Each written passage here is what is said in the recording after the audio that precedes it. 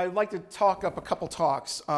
In the next talk in the same room is a full talk on AngularJS, specifically talking about the way of building components in Angular. And I'll show you one of them. For example, we do a little accordion for the chat. That's in AngularJS. They call them directives.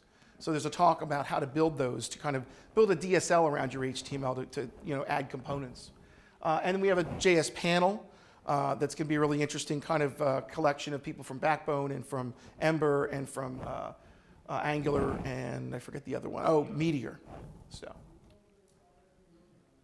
And all of these are based on the functional programming aspects. Who knew, 8 years ago, if you told me that, JavaScript is a super powerful functional language, well, I would have laughed and said browsers stink. Because back then, browsers really stank and they were slow and painful and buggy.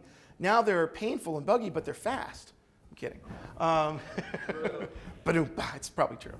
But at any rate, there's a lot of innovation going on with the hardware integration, with doing things like the PhoneGap folks are doing. You can do a lot in a browser these days.